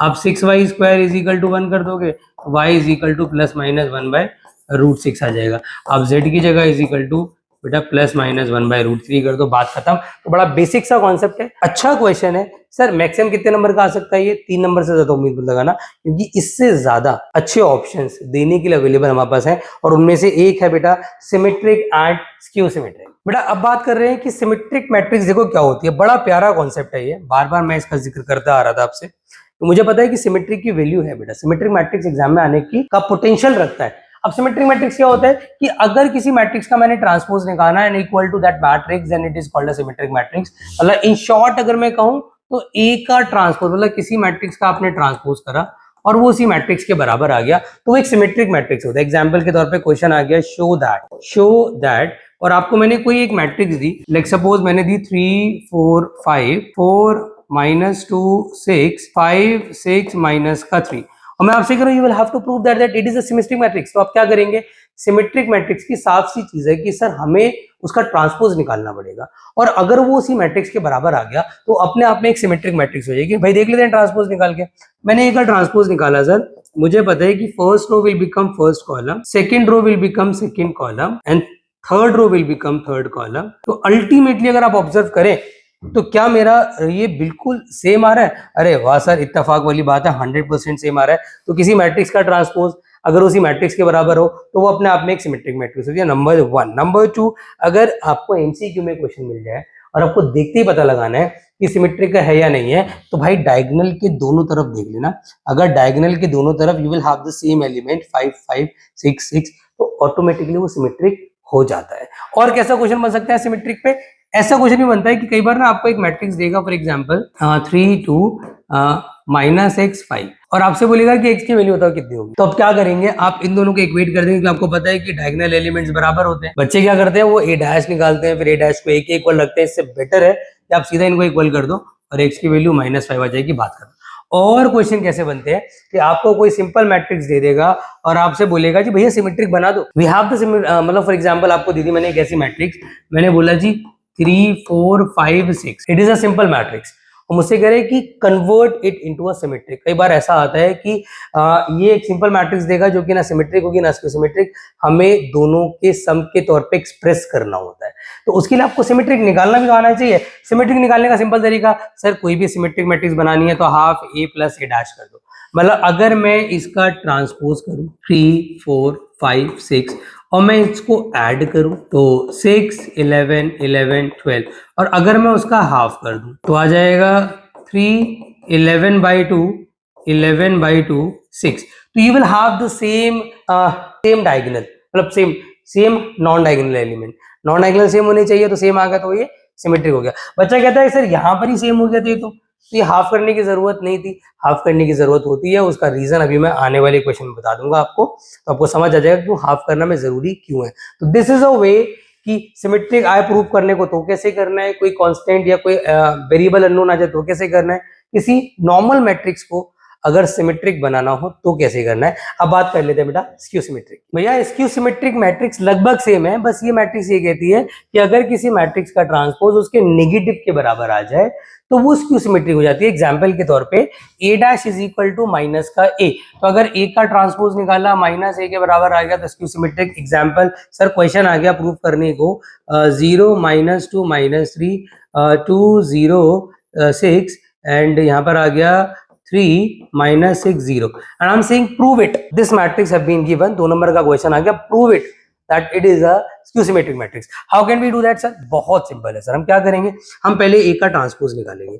हमने a का ट्रांसपोज निकाला, first row will become first column, second row will become second column, third row will become third column. फिर हमें समझ आएगा अरे सर ये सेम तो नहीं बन रहा, बट अगर आप ऑब्जर्व करेंगे तो अगर मैं यहाँ से नेगेटिव साइन कॉमन ले लूं, if I take the negative sign common, तो ये ऊपर वाली जो रो है वो नेगेटिव हो जाएगी, बीच वाली जो है वो पॉजिटिव हो जाएगी, और उससे नीचे वाली जो है वो एक एलिमेंट पॉजिटिव एक नेगेटिव हो जाएगा। अब चेक करना, अरे सर ये तो सेम आ गया, तो a डैश किसके बराबर आ रहा है, -a के बराबर आ रहा है। तो अगर कोई भी मैट्रिक्स का ट्रांसपोज उसके नेगेटिव के बराबर आ जाए तो अपने आप में एक स्क्यू सिमेट्रिक हो जाती है। सर एमसीक्यू को देख के पता लगा सकते कोई ऐसी ट्रिक है? 100% है। डायगोनल एलिमेंट स्क्यू सिमेट्रिक के हमेशा 0 होते हैं, मतलब इट इज अ फैक्ट कि ऐसी कोई स्क्यू सिमेट्रिक एग्जिस्ट ही नहीं करती है इसके डायगोनल एलिमेंट 0 ना हो। और जो नॉन डायगोनल है, डायगोनल के अलावा that must be same with opposite sign. You can see -2 2 -3 3 -6 sorry 6 -6, तो we have the same non diagonal with opposite sign. तो अल्टीमेटली ये एक स्क्यू सिमेट्रिक के बेटा साइन है। मैं कह सकता हूं कि उसकी ये पहचान है कि कंडीशन सेटिस्फाई होनी चाहिए। तो एमसीक्यू में विदाउट डूइंग दिस आप सीधा बता सकते हैं। How to convert into an skew symmetric matrix? Sir same है, बस जो आपने किया था, अगर आपको स्क्यू सिमेट्रिक बनाना है तो half of a minus a dash कर दो, तो उससे आपका स्क्यू सिमेट्रिक बन जाएगा। तो सिमेट्रिक के लिए प्लस कर दो, स्क्यू सिमेट्रिक के लिए माइनस कर दो। अब इस पे बेस्ड न्यूमेरिकल कितने तरीके के आते हैं वो वाला कॉन्सेप्ट समझ लेते हैं, फिर सीधा मिसलिनियस पे आ जाएंगे। हमारा लगभग वन शॉट कंप्लीट होने को है। देखो एक क्वेश्चन तो इस टाइप के आते हैं, आपसे बोल देगा let a and b are the symmetric matrix of the same order, then prove that a plus b is a symmetric matrix. बच्चों बहुत आराम समझना, आपको स्टार्टिंग में बोला हुआ है कि if a and b are symmetric, अगर a b सिमेट्रिक है तो इसका मतलब ये हो गया सर a का dash is equal to a और b का dash is equal to b। और सर मुझे स्टार्टिंग पार्ट में प्रूव करना है a प्लस b एक सिमेट्रिक है, मतलब a प्लस b का whole transpose 100% a plus B के बराबर आना चाहिए। तो अगर a प्लस बी का होल डैश अगर a प्लस बी के बराबर आ जाएगा तो ये प्रूव हो जाएगा। किसी भी मैट्रिक्स को अगर आपने सिमेट्रिक प्रूव करना है, फॉर एग्जांपल अगर आपने बेटा चीटी को भी सिमेट्रिक प्रूव करना है तो उस चीटी का ट्रांसपोज उस चीटी के बराबर आना चाहिए। और अगर मेरे को स्क्यू सिमेट्रिक प्रूव करना है तो उस चीटी का ट्रांसपोज उसके नेगेटिव के बराबर आना चाहिए। चीटी के एग्जांपल से आप समझ गए, we have the any situation. तो अगर a प्लस बी को सिमेट्रिक दिखाना है तो उसका dash is equal to a plus B होना चाहिए। सर कंसीडर करते हैं left hand side, sir a plus B का होल डैश करेंगे, that is equal to a dash plus b dash. Formula sir अभी तो सीखा है भाई, की फैक्ट्स, इंपॉर्टेंट की फैक्ट्स। ए डैश किसके बराबर दे रखा है, इसको फर्स्ट मान लो चाहे सेकंड मान लो, तो ए डैश किसके बराबर है, ए के, बी डैश किसके बराबर है, बी के।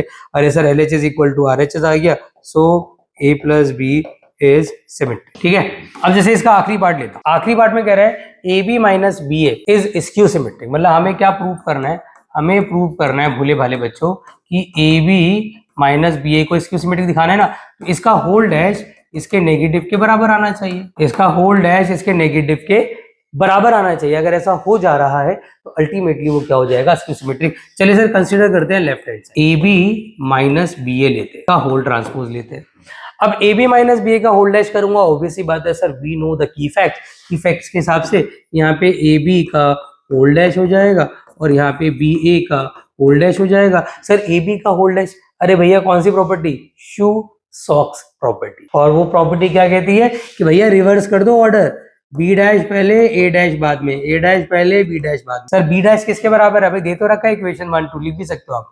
तो बी डैश बी के बराबर, ए डैश ए के बराबर, ए डैश ए के बराबर, बी डैश बी के बराबर। सर सेम तो नहीं आ रहा, अरे माइनस कॉमन ले लो भाई। तो अगर किसी मैट्रिक्स का ट्रांसपोज उसके नेगेटिव के बराबर आ जाए तो सिंपल सी अंग्रेजी की एक लाइन लिख देना कि sir yes it is a skew symmetric matrix, right. और कैसे क्वेश्चन बनते हैं सर इसके, वो भी देखो, नोट डाउन कर लो पहले आप लोग बेटा। एक क्वेश्चन है आपकी मिसलेनियस का, आई डोंट नो बच्चे इसमें क्यों फंसते हैं, काफी अच्छा और काफी इंपॉर्टेंट क्वेश्चन है। आपसे कह रहे हैं कि आपको ना बी डैश ए बी को सिमेट्रिक या स्क्यू सिमेट्रिक दिखाना है, लेकिन कहानी में नया ट्विस्ट ये है कि according as A is symmetric और स्क्यू सिमेट्रिक। अब ये लाइन का क्या मतलब हो, बच्चों को समझ ही नहीं आता। अकॉर्डिंग एज का मतलब ये हुआ कि अगर ए को आपने अज्यूम करा कि वो सिमेट्रिक है तो आपको बी डैश ए बी को भी सिमेट्रिक दिखाना है, और अगर ए को आपने माना कि वो स्क्यू सिमेट्रिक है तो इन जो ये है भाई साहब इनको भी आपने, मतलब इसकी डिपेंडेंसी ए पे होगी, मतलब पूरी तरीके से किस पे डिपेंड कर दिया बेटा, ए पे डिपेंड कर दिया। अब स्टार्ट कैसे करोगे, देखो मेरी बात, आप लोगे केस नंबर 1 कि लेट ए इज सिमेट्रिक। अगर ए सिमेट्रिक तो ए डैश इज इक्वल टू ए हो गया, और अगर ये सिमेट्रिक मैंने मान लिया तो मतलब मुझे प्रूव क्या करना है सर, मुझे प्रूव करना है बी डैश ए बी का whole dash is equal to B dash A B. Sir consider क्या करेंगे, left hand side B dash A B का होल ट्रांसपोज करूंगा। मुझे पता है सर क्या होगा sir, shoe socks property, but यहाँ पे ट्रिपल प्रोडक्ट है, तीनों को उल्टा कर दो तो यहाँ हो जाएगा ए डैश बी डैश का। अब मुझे पता है सर ये वाला बी डैश का तो मैं कुछ नहीं कर, सर ए डैश मेरे पास ऑलरेडी इक्वेशन नंबर 1 है, सर ए डैश को मैं ए लिख सकता हूँ। सर बी डैश का डैश, ध्यान रखना किसी मैट्रिक्स का ट्रांसपोज हमेशा उस मैट्रिक्स के बराबर होता है, तो यहाँ बी आ जाएगा भैया। तो इससे क्या प्रूव हो गया कि ये सिमेट्रिक है। अब इसकी सिमेट्रिक प्रूव करना है, ये मैं आपके लिए छोड़ रहा हूँ, कमेंट में लिख के बताना कि आपने किया कि नहीं किया। केस नंबर 2 मैंने आपके लिए छोड़ दिया, इसमें ए को मैं क्या लूंगा, स्क्यू, मतलब A dash is equal to क्या होगा, माइनस ए, और प्रूफ क्या करना है, बी डैश ए बी का whole dash is equal to negative times of B dash A B. तो ये आप आराम से कर लेंगे, तो ये आपके लिए मैंने छोड़ दिया। अब इस पे बेस एक और न्यूमेरिकल बनता है, सिमेट्रिक और स्क्यू सिमेट्रिक बेस, वो लास्ट कॉन्सेप्ट है जो सीबीएसई ने इतनी बार पूछा है ना भाई पिछले 10 सालों में, इसकी कोई मतलब मैं कहूंगा कि कोई काउंटिंग ही नहीं है। क्यों, कभी हाफ ईयरलीज में, कभी बेटा प्री बोर्ड में, और बोर्ड्स में तो अगर मैं 10 साल का रिकॉर्ड उठा लूंगा तो 3 से 4 बार ना आपको ये क्वेश्चन देखने को मिल जाएगा बेटा, तो हल्के में मत लेना, ये क्वेश्चन बहुत प्यारा है। आपसे कह रहे हैं शो दैट, या फिर आपसे बोला express the given matrix as a sum of symmetric and skew symmetric, मतलब इसको एज अ सम दिखाना है कि ये सिमेट्रिक और स्क्यू। अब मैं तुमको कहता ना हाफ का रीजन मैं आपको बताऊंगा कि हाफ क्यों लगाते हैं, तो हाफ का रीजन आपका क्लियर हो जाएगा बेटा। देखो आपने क्या करा, मेरी बात समझना, आपने, आपको बताइए ना तो सिमेट्रिक है ना स्क्यू, आपने पहले हेडिंग डाली सिमेट्रिक, आपने पहले ए का डैश निकाल लिया, क्या होगा भैया, 3 2 3 4 5 3 2 4 5। सर मुझे पता है कि मुझे P बनाना है तो half A plus A dash करना पड़ेगा, तो मुझे पता है सर P कितना हो जाएगा, half A plus A dash का मतलब हो गया I have to add each and everything 6 6 5 6 10 7 5 7 10, और मुझे पता है what I have to do, sir इसका हाफ करना पड़ेगा, तो P इज इक्वल टू आ गया 3 3 5/2 3 5 7/2 5/2 7/2 5। अब ऐसा नहीं है कि आप इसको सिमेट्रिक मान लेंगे, अब आपको ये भी प्रूव करना पड़ेगा कि ये सिमेट्रिक मैट्रिक्स है, तो आप इसका ट्रांसपोज भी निकालो। तो 3 3 5/2, 3 5 7/2, 5/2 7/2 5। Sir E dash is equal to P आ रहा है, मतलब yes it is a symmetric matrix, तो लिख देना सो P इज सिमेट्रिक। ये साबित भी करना पड़ेगा भाई। अब निकालूंगा सर Q, और उसके लिए क्या करना है sir, Q is equal to होता है half A minus A dash. Half A minus A dash करके मतलब क्या आ गया सर, यहाँ पर आ गया Q is equal to half of, मैं सीधा माइनस कर रहा हूँ, मुझे पता है इसमें से इसको माइनस करूंगा सर 0, और 2 - 4 करा सर -2, 3 माइनस का 2 करा सर 1, फिर मैंने किया तो सर यहाँ पे 2 आएगा, यहाँ पे किया तो 0 आएगा, यहाँ पे किया तो माइनस का 1 आएगा, और फिर 2 - 3 किया तो -1 आएगा सर, 4 - 3 किया तो 1 आएगा, और 5 - 5 किया तो 0 आएगा। वैसे समझ आ रहा है? वैसे तो इट इज 100% क्लियर कि सर ये स्क्यू सिमेट्रिक, इसको प्रूव करना पड़ेगा, बट मैं नहीं कर रहा, आप कर लेना भाई, वरना ये आ नहीं पाएगा यहाँ पर। तो यहाँ पे आएगा 0 - 1 1/2 1 0 माइनस का 1/2 माइनस का 1/2 1/2 0।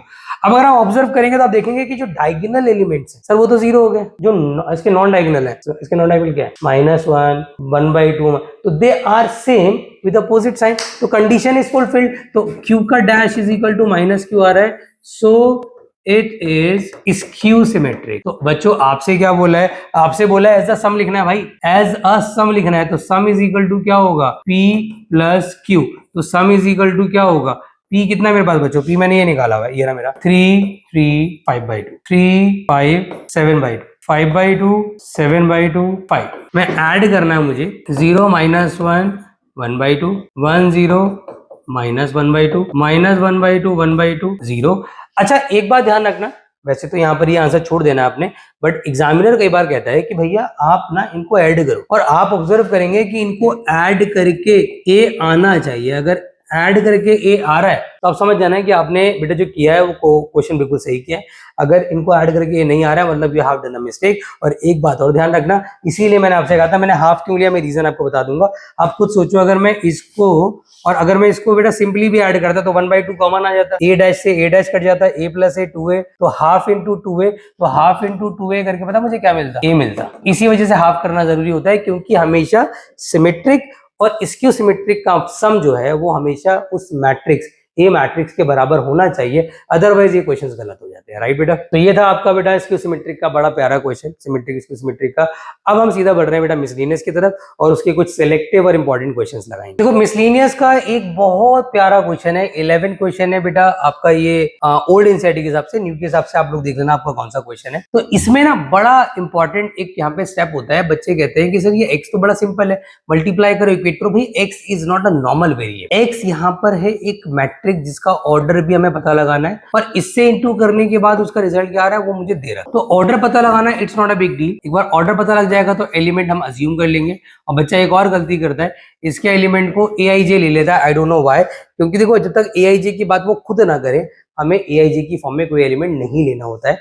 तो सबसे पहले सर ऑर्डर कैसे पता लगाएंगे, ऑर्डर भैया ऑर्डर पता लगाना बहुत सिंपल है, इसके नंबर ऑफ कॉलम और इस मैट्रिक्स के नंबर ऑफ रोज बराबर होने चाहिए। इसके नंबर ऑफ कॉलम इसके नंबर ऑफ रोज, अभी तो मल्टीप्लाई करके वो आ रहा है, मतलब n इज इक्वल टू मेरा 2 मिल गया। और सर इनटू करने के बाद जो मैट्रिक्स आती है उसका ऑर्डर बनता है इसके पेयर से, मतलब m into 3 is equal to, तो यहाँ पे ऑर्डर कितना है 2 × 3, तो यहाँ पर आ जाएगा 2 × 3, तो 3 से 3 कट जाएगा, m इज इक्वल टू 2, तो हमारे पास m भी 2 आ गया, n भी 2 आ गया। Now we have the order of that. Sir उस मैट्रिक्स का ऑर्डर मेरे पास है, मतलब मेरे पास ऑर्डर आ गया 2/2। सर एलिमेंट्स अज्यूम कर लेते हैं, that is a b c d। अब भाई मेरी बात समझना ध्यान से, इधर बड़ी इंपॉर्टेंट चीज मैं आपको बताऊंगा, आपसे एग्जैक्टली क्या कह रहा है, x into this is equal to that. तो आप क्या करोगे, आप सबसे पहले यहाँ पर ना a b c d लिख के मल्टीप्लाई कर लो, क्योंकि आपको कम से कम इक्वेशंस कितनी चाहिए बेटा, इक्वेशंस चाहिए 4। तो 1 2 3 4 5 6 इज इक्वल टू में -7 -8 -9 2 4 6। भाई इंटू करना आता ही है भाई, रोज इंटू कॉलम वाला ऑपरेशन, मतलब आपने क्या करा, first row into first column a plus 4b, first row into second column 2a plus 5b, this into this करूंगा 3a प्लस 6b। चलिए second row into first column c plus 4d 2c plus 5d 3c plus 6d is equal to -7 -8 -9 2 4 6। भैया मुझे पता है जब दोनों matrix आपस में बराबर होती हैं तो ईच एंड एवरी एलिमेंट बराबर होता है। आपको 4 वेरिएबल चाहिए, आपको 2 वेरिएबल चाहिए ए एंड बी, तो 2 इक्वेशन काफी है, 3 अवेलेबल हमारे पास। और कौन सी निकाल कहूंगा, स्टार्टिंग वाली लो, स्टार्टिंग वाली इजी पड़ेगी। मतलब क्या करो, a plus 4b is equal to -7 और 2a plus 10b is equal to -8। एक छोटी सी एडवाइस, हैंड टू हैंड में एलिमिनेट कर रहा हूँ, इसको मैं 2 से मल्टीप्लाई करके सीधा नीचे लिख देता हूँ। 2a plus 8b is equal to -14। Sir यहाँ पर आएगा माइनस, यहाँ पे आएगा माइनस, यहाँ आएगा प्लस, कट, ये हो गया 2b is equal to sir आ गया 6, b is equal to 3। Is it? कुछ गलती करी है, मुझे लग रहा है ऐसा, पता नहीं क्यों, कुछ ना कुछ हमसे गलती हुई है। वो क्या हुई है वो आप देख लेना बेटा, कुछ यहाँ पे कैलकुलेशन एरर हुआ होगा। अच्छा b की वैल्यू अगर मैं यहाँ पुट कर दूंगा तो a कितना आएगा, a plus 12 is equal to minus, देखो गलत तो हुआ है। अब क्या गलत हुआ है एक बार चेकआउट कर लेते हैं, कूल करना, गिव मी 1 मिनट। बेटा गलती पता लग चुकी है, यहाँ पर 5b है, 5b, तो यहाँ पर माइनस का 3b आएगा, तो b का वैल्यू फिर माइनस का 2 आएगा। अब बढ़िया आ रहा है ना, और b की वैल्यू -2 यहाँ पुट कर लो, तो a minus 8 is equal to -7, a की वैल्यू 1 आ गई। सिमिलरली हम c और d निकाल लेंगे और हमारा मैट्रिक्स जहां तक मुझे याद है, एग्जैक्ट मुझे याद नहीं है, 1 2 -2 0 ऐसा कुछ आना चाहिए। फिर भी आई एम नॉट श्योर कि आंसर है कि नहीं, बट अप्रोच हम 100% श्योर की यही है। तो ये मिसलिनियस का बहुत इंपॉर्टेंट, बहुत प्यारा क्वेश्चन है। देखो इससे रिलेटेड एक बार सीबीएसई में क्वेश्चन ये भी आया था, बट बहुत पहले आया था, और इसमें हल्की सी मिस्टेक है, ए यहाँ नहीं है बेटा, 2 -1 1 0 -3 4, ए यहाँ पर है, और इज इक्वल टू में जो भी है, मैं तुम्हें हिंट देने वाला हूँ, छोड़ दो उसको फिलहाल। ऑर्डर पे ध्यान दो, ऑर्डर है 3 क्रॉस 3, सर इसका ऑर्डर है 3 क्रॉस 2। अब सवाल ये उठता है कि सर इसका ऑर्डर ऐसा क्या रखें, ए का ऑर्डर ऐसा हम क्या रखें कि ये 3 क्रॉस 3 भी मिल जाए और 3 क्रॉस 2 के साथ ये मल्टीप्लाई भी हो जाए। तो ए का ऑर्डर उस हिसाब से देखो, अगर मैं ऑर्डर m क्रॉस n मान लेता तो इतना तो कंफर्म है सर, m की वैल्यू तो 2 है, m की वैल्यू तो 2 है, और सर यहां से ऑर्डर बनता हमारा 3 क्रॉस n, क्योंकि ऑर्डर ऑफ न्यू मैट्रिक्स ऐसे बनता है, is equal to 3 cross 3। Sir इस 3 से 3 कटता तो n की, तो यहाँ पर 6 वेरिएबल अननोन होंगे भाई। तो यहाँ पर पता आप क्या करोगे, आप ए मैट्रिक्स मानोगे ABC x y z, और उसको फिर यहाँ लिखोगे, मल्टीप्लाई करोगे, 3/3 की मैट्रिक्स बनाओगे, और उसको सॉल्व करके you will 100% get your answer. तो ये क्वेश्चन मैं आपके होमवर्क के लिए छोड़ रहा हूँ, you will have to complete this question as a homework. अब अगर आपको याद होगा लेक्चर की स्टार्टिंग में मैंने आपसे एक बात बोली थी कि मैं आपको एक ऐसा क्वेश्चन कराऊंगा जो सीबीएसई में 4.5 को रिप्लेस करके आया था 6 नंबर में, किसका, मैट्रिक्स अलजेब्रा का। और ये है वो क्वेश्चन भाई जो सीबीएसई 2015 का पेपर उठा के देख लेना, सीबीएसई 2015 आपको नजर आ जाएगा। बड़ा प्यारा सा क्वेश्चन था बेटा कि आपको a² - 5a + 4i निकालना। तो a² आपको निकालना आता ही है, a इंटू ए करके, 5a आपको निकालना आता है, 4i आपको निकालना आता है। लेट सपोज आपने इसकी वैल्यू निकाल भी दी, जो भी है, फॉर एग्जाम्पल इसकी वैल्यू आ रही है, मैं अज्यूम कर रहा हूँ, आई डोंट नो एग्जैक्टली क्या होगा, मैं अब क्योंकि हिंट दे के छोड़ रहा हूँ कुछ क्वेश्चन जो इंपॉर्टेंट है, मैं मान लेता हूँ फॉर एग्जाम्पल ये है। तो मुझे इतना पता है कि यार उसने बोला है कि a² - 5a + 4i + x is equal to 0 matrix है, और आपसे बोल रहे हैं कि x की मैट्रिक्स की वैल्यू बताओ क्या होगी। तो यार एक बात बताओ, इतना भी आपको नहीं पता कि अगर मैं इसको उठा के इधर ले जाऊं, x इज इक्वल टू ये नेगेटिव टाइम्स हो जाएगा, a² - 5a + 4i, मतलब जो भी आपने मैट्रिक्स निकाली है उसके सारे एलिमेंट के साइन चेंज कर दो, बात खत्म। तो ये क्वेश्चन 6 नंबर में आया था, बस स्टार्टिंग की calculation is tough, otherwise question में कुछ नहीं है, मतलब 6 नंबर पूरी तरीके से फ्री के हैं। तो ये क्वेश्चन काफी प्यारा था, आई विश आपको क्लियर हो गया होगा। तो इसी के साथ बेटा हमारा मैट्रिक्स अलजेब्रा का भी वन शॉट होता है समाप्त। उम्मीद करते हैं कि ये वन शॉट लेक्चर सीरीज आप लोगों के लिए बहुत काम की होगी, बहुत आपको इससे बेनिफिट हो रहा होगा, और एटलीस्ट मैं इतना तो मान के चल रहा हूँ कि आप लोगों की स्पीड रिवीजन तो हो रही है, और 100% इस सीरीज का आपके हाफ ईयरली रिजल्ट पे एक पॉजिटिव इंपैक्ट पड़ेगा। हमारी साइड से पूरी मेहनत चल रही है, आप अपनी साइड से कोई कमी मत छोड़ना। मैंने बोला है कि रिवीजन कॉपी आप बनाओ, रिवीजन कॉपी में जो क्वेश्चंस कराए जा रहे हैं वो नोट डाउन करो, that will be a speed revision का एक रजिस्टर आपका तैयार हो जाएगा भाई। आप हाफ ईयरली से 2 घंटे पहले भी उसको उठाओ और बस पन्ने पलट के चले, ये आपके लिए बेनिफिट। और ये आपकी सिर्फ हाफ ईयरली की तैयारी नहीं हो रही है, ये आपके बोर्ड एग्जाम की भी तैयार हो रही है। तो अगेन बेटा आपसे एक छोटी सी रिक्वेस्ट है, अगर आपको वीडियो पसंद आई है तो 100% वीडियो को लाइक करना। अगर कोई कमी लग रही है, कुछ इंप्रूवमेंट की जरूरत है तो कमेंट में बताना। अगर लेक्चर सच में आपको अच्छा लगा है तो कमेंट में आप छोटा सा एक एप्रिसिएशन डाल सकते हैं फॉर आवर मोटिवेशन। और अगर आपको लगता है कि वीडियो आपके फ्रेंड के लिए भी हेल्पफुल हो सकती है तो हमारी वीडियो को शेयर करना मत भूलना। बाकी मिलते हैं बेटा अगले लेक्चर में, जिसमें हम लोग करने वाले हैं वन शॉट, जिसमें हम करने वाले हैं डिटर्मिनेंट इन वन शॉट। जब तक अपना ख्याल रखें, खूब मन लगा के पढ़ाई करें एंड डिस्ट्रैक्ट ना हो। Bye bye.